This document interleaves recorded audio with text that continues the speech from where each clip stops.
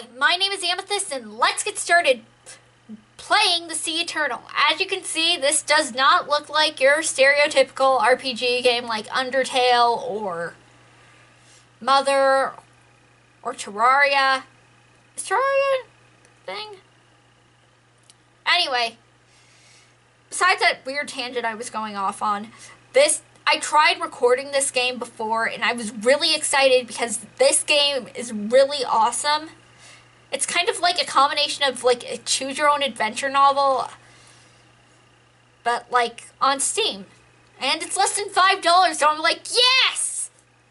This is really good, and there's mermaids in it, and if you know anything about me at all, it's that I love mermaids. So, I'm not going to get too spoilery, because I've only gone to like past a certain point, so let's see how this goes. You stretch your arms and flip your tail as you notice a school of pilotfish following behind you. You smile and bank upward into a loop with a big acrobatic twirl of a finish.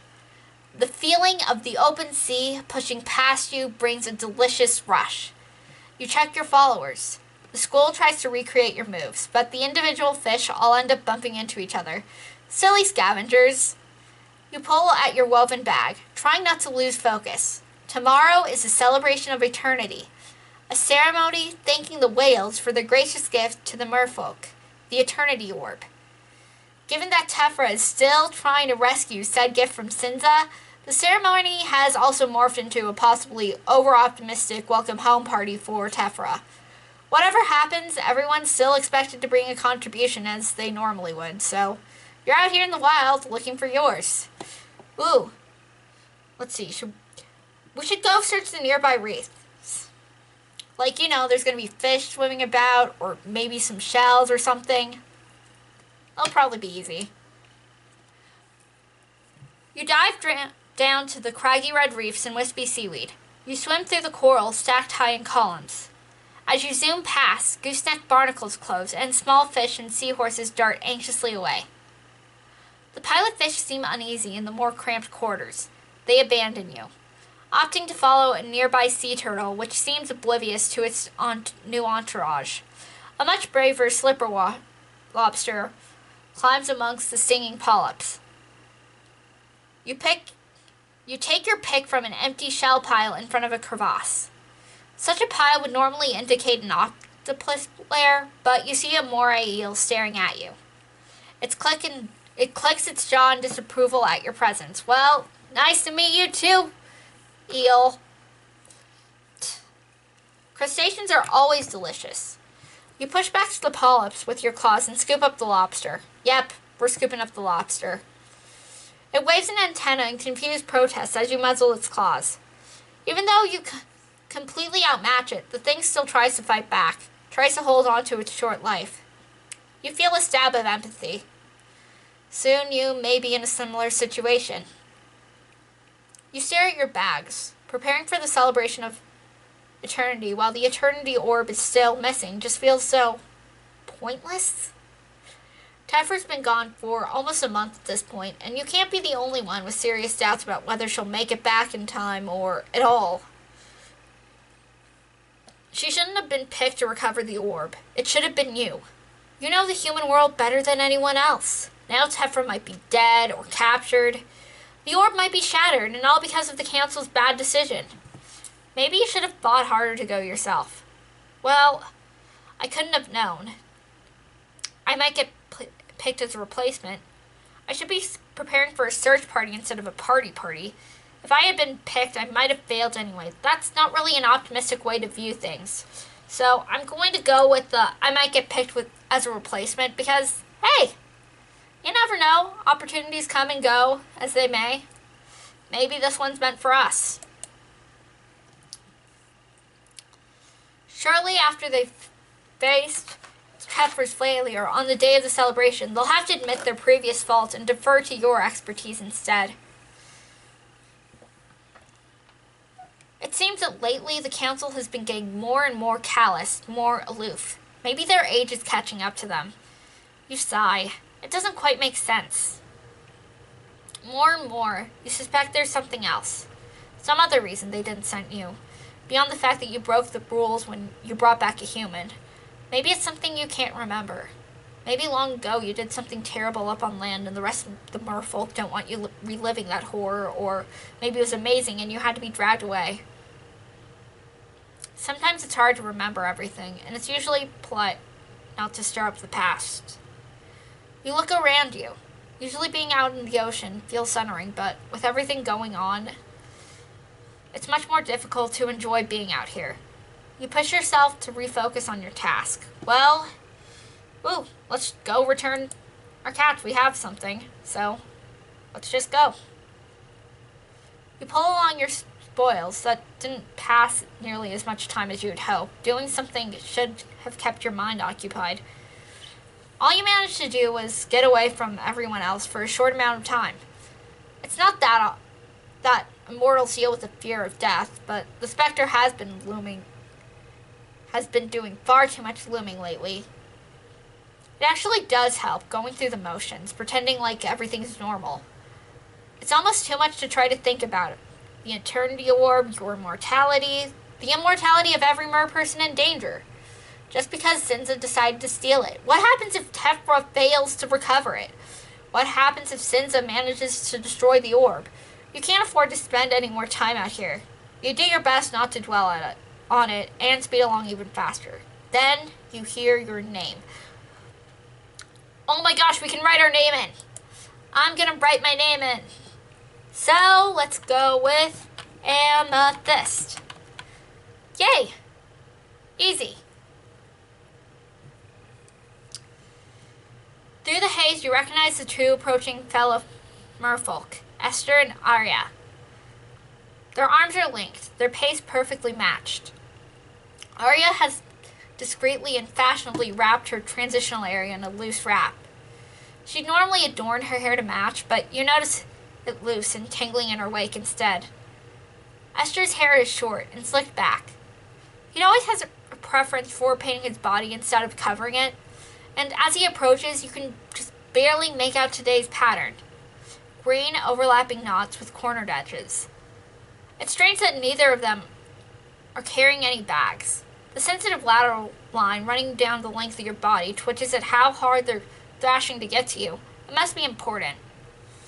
As you push off to meet them, you start to feel a bone-deep reverberation. Stoner. It's Whale's song.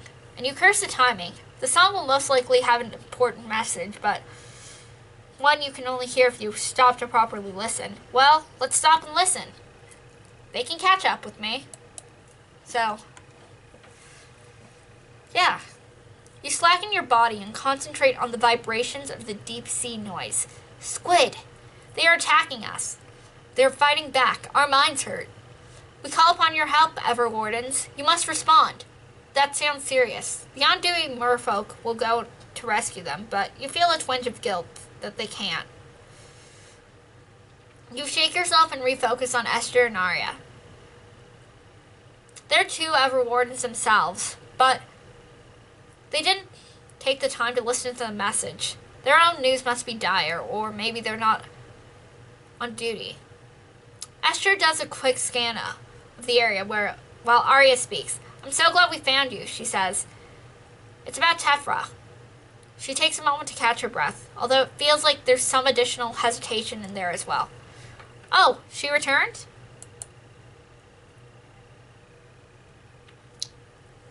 Aria bobs her head. Yes and no. So probably something like that or something. Her long blue hair wisping up and around her face. Oh yeah, mermaids can have blue hair. That is so cool. A mermaid with mermaid hair. Okay. Anyway, she pushes the mess back. Actually, yeah, she did return. Even brought back the eternity orb. The mission was a success. She saved us all. Her hair floats into her face again, forcing her to pull it all back and keep it in place with her fist. Esther pulls out a small strip of shark leather and starts pulling at Aria's hair. And on top of that, she brought back Sinza, he says. He braids the rest of Aria's hair and ties it off. Sinza, she's being held as a prisoner. I was starting to worry she might have failed. Well, you shouldn't really say say that you're worried about somebody's failure, because that's just rude to talk about people when they're not even there. If Sin's in danger of retaliation or injury, what was the rush to meet me? Oh my gosh, the whales mentioned something. We can't forget the whales. The whales mentioned a squid attack, you say? They're calling for your help. Esther curses, of course. The gall of their timing. I wonder if they saw Sin's return and knew it was a vulnerable time to strike. We're obligated to go and help the whales, but that can wait a bit, says Aria. Esther avoids eye contact. We came specifically to get you, he says. He flips around and grabs Aria's hand, motioning for you to follow as he starts to swim back to the depths. Aria looks back to check that you're following. Tephra brought back more than the orb, she says. More than Sinza. She trails off, focusing on the path straight ahead. Esther finishes for her. A human. Really? Ha! The paragon of self-control. Tephra must have fallen for a human, brought them back, and now Esther and Aria are here because, well, you pretty much did the same thing. And that kind of makes you the resident expert on integrating humans. Nice. Well, let's do anything to help.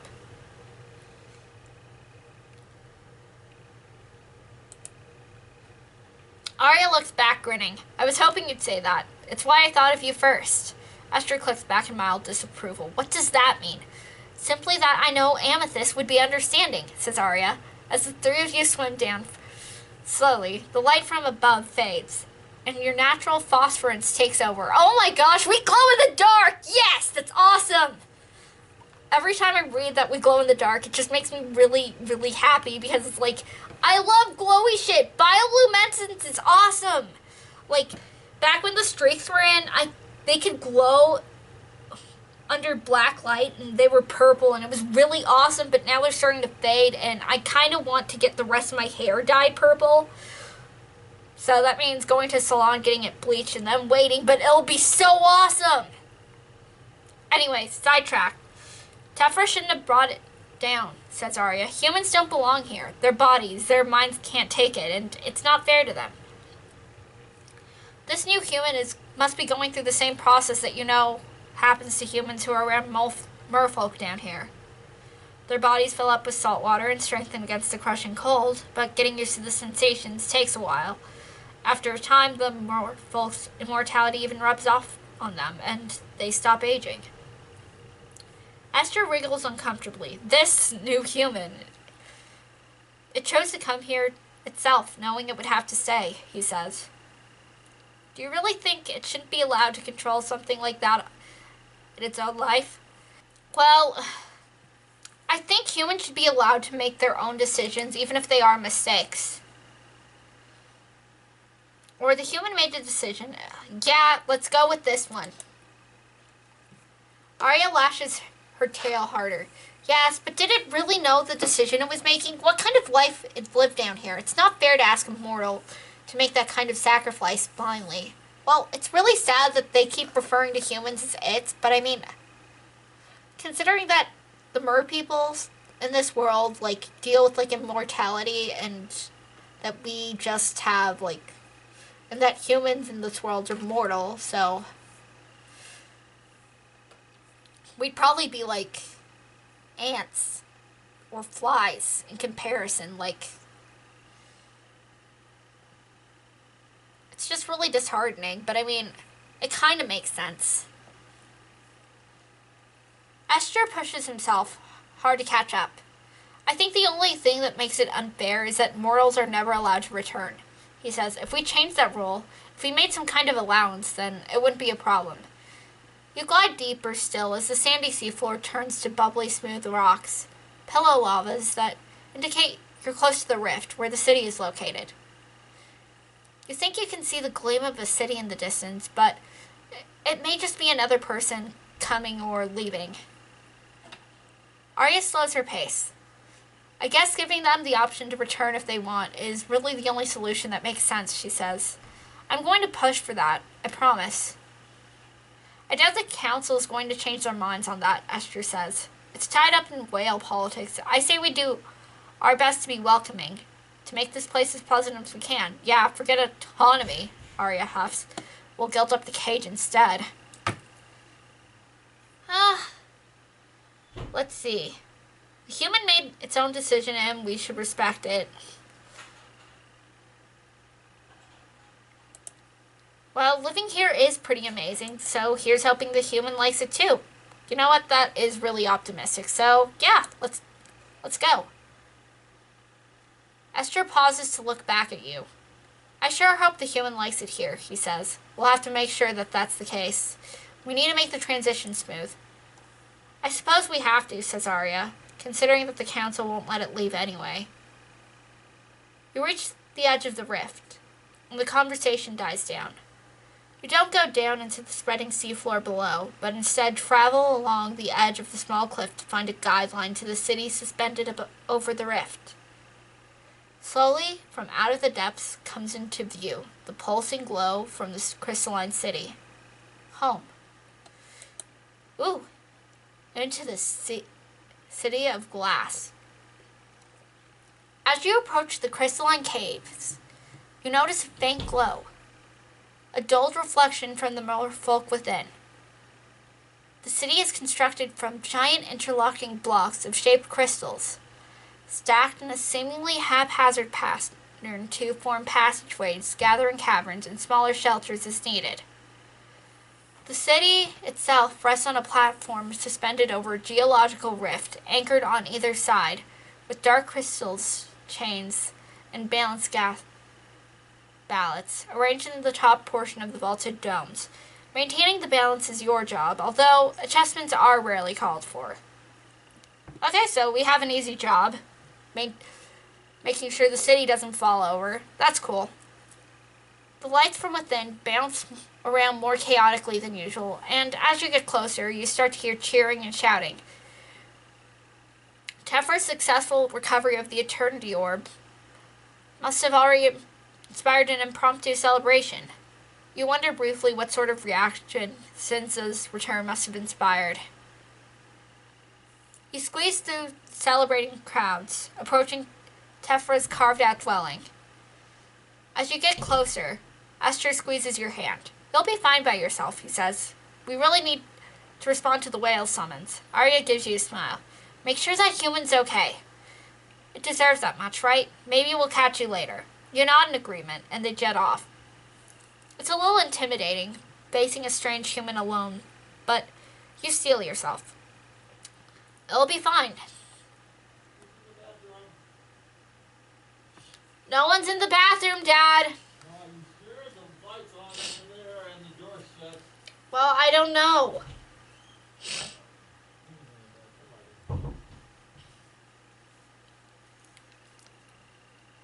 So,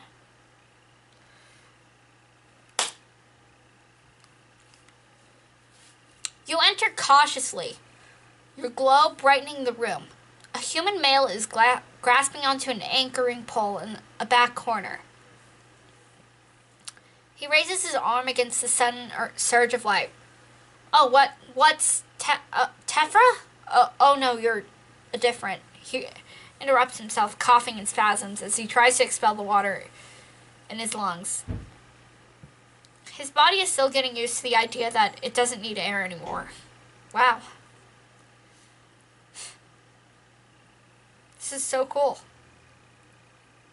The human is still wearing all his surface clothing. A form-fitting brown suit, white shirt, and dark shoes, all waterlogged. Each item is either sticking to him or floating around him at odd angles.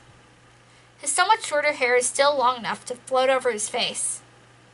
You notice that while he has some small objects tucked into the pockets of his clothing, he has no bags or anything to keep him occupied. You don't even think he had a life source before you came in. He's positioned himself vertically, and so you do as well. And where is Tephra? Did you really leave this guy by himself? You move out of the doorway to disperse the light, and he smiles at your approach. You take the opportunity to give him your own name. He plays with it out loud. Amethyst. Amethyst. It's beautiful. He points to himself. I'm, Flynn. Well, tell me about yourself, Flynn. What's your story? Flynn clutches the anchoring pole, still coughing, gesturing for you to wait. You wait patiently with what you hope comes across as a comforting closed-mouth smile, like, everything is fine. Go on. After some time, he recovers himself. Flynn makes a casual looping gesture at himself. My story, he says, I'm a marine biologist. I studied the ocean all my life. I was working at an aquarium and Tephra ran into me there after hours. She was sneaking around. He smiles meekly, his eyes adjusting. So when I had a chance to come down here, I took it. He gives a weak laugh, which almost immediately breaks down into a cough. You nod politely as he opens and closes his mouth and false starts several times before committing to the words. There's something I want to ask you before we chat some more, he says.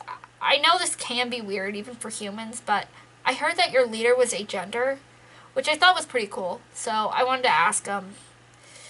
He pauses and tumbles into it. Can I ask what gender you identify as? Oh my gosh, I can actually say I'm gender fluid! Yes! Representation!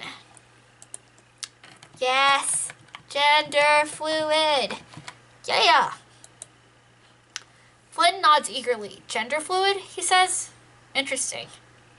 I'm glad to know that there's so much variety down here as well. It's encouraging. Yeah, I agree, Flynn. It's really encouraging because it's not that often that I can actually, write my own gender into, a choose-your-own-adventure or a second-person story, and it's really relieving and just, yes! Finally! Somebody gets it! It's like being invited to a party that seems pretty awesome. You notice that the poor man's body has been slowly floating upward as he's been talking to you, and now he's finally high enough that he needs to push himself back down to the anchoring pole to counteract the movement. He wraps his legs around the pole as well, grasping at it with both sets of appendages. Like his lungs' preference for breathing, his body's preference for floating will subside in time. So, how are you doing? Can I get you anything, Flynn? Flynn holds up a chunk of glowing coral. I actually wouldn't mind being phosphorescent myself, he says. This glowing coral doesn't quite do the job. You smile, both from Laven to show approval. He did have some light, at least. He coughs again before continuing. As far as how I'm adjusting, he struggles to continue at a normal pace. I just wish it would go faster. Do you have any suggestions on how to speed things up? Okay, let's see. You might lose a few layers. Clothing tends to be unnecessarily restrictive.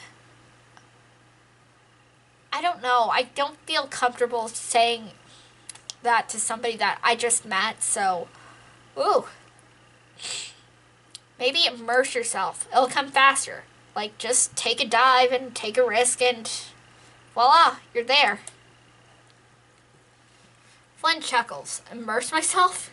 He says. I think the technical term is flooding. Seems appropriate at this moment, doesn't it? You humor him with a smile. That was my plan, but I didn't realize just how sick I'd end up feeling here, he continues. It just takes some getting used to. I think once I'm over that, I won't be leaving any of you alone. He jabs his fingers, pretending to demand answers to the hard questions. Who are you? What species is that? Can I eat it? Will it eat me? All the important things, you know. Flynn grabs onto the anchoring pole even tighter, shimmying his body down toward the floor. His hair floats up and out of his eyes, then flops back down around him, no matter how many times he pushes it away. Well, where is Tephra? Why were you alone?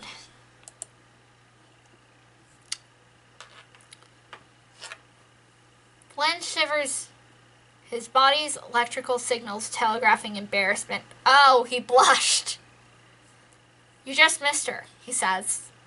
You know, there was this huge crowd. It was kind of, it was an experience. They went to go return the orb. You silently curse yourself. If you hadn't hesitated out in the wild, you probably would have caught Tephra. Well, she told me she'd be right back, Flynn quickly adds. And some folks, they say, they were going to get you, Amethyst, and now here you are. He tilts his head. If you don't mind, I do have one question, he says, about Tephra. He pauses, pretending to be absorbed and adjusting his buoyancy. I want to know. I'm not just some toy to her, right? She doesn't bring humans back all the time. It's true that Tephra's never brought back a human before, but then again, she never had a chance to. And she was selected specifically because the council didn't think she'd get stuck in all the landlocked stuff. Sorry, I'm coughing. Okay. Then you realize that he might be asking if he's the other man intruding on a merfolk relationship. Well, Tephra was single, so he's clear on that front too. Well, let's see. Tephra's not an impulsive sort. It's why she was selected. Okay. I think this one is the better choice. Flynn gives a relieved sigh, an exhale of water that's almost natural. So she wasn't lying when she called me special, he says. Thanks for setting my mind at ease. I didn't think that I was just some whim, but it's nice to know for sure. In fact, there's only one other human here, you say. So you're pretty special indeed. His face falls a bit. You don't imagine it actually feels all that special to be so alone. He does his best to resume a neutral expression. Only one other human, he says. Well, I'll be looking forward to meeting him, or her, or them. You provide the correct pronouns, but even once that's clarified, you notice that he avoids the obvious question of the human's origin, probably erring on the side of being more socially conscious. I'd just like to meet another human sooner rather than later, he says. It's cute, really, how much of a rush he's in. The impatience of the mortal. It'll be soon, you reassure him. It shouldn't be difficult to arrange. Vlad seems to have gained some confidence. He loosens his grip on the anchoring pole and then releases it entirely, swimming out to the center of the home to face you. His arms tread against the water, and his legs widen and kick slowly to maintain his exact position. It's certainly a more graceful look. Maybe he's getting used to this whole thing faster than you thought. Well, do you have any more questions for me?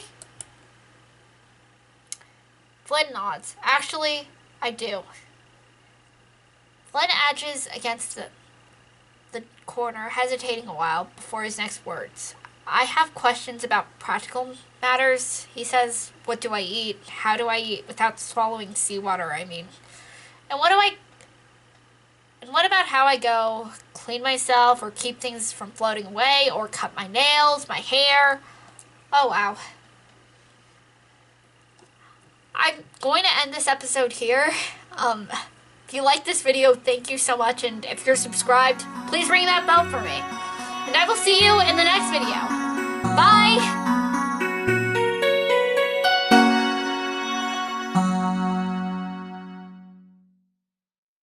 It's a really good game, and oh my god, I'm just rambling, aren't I? Blah!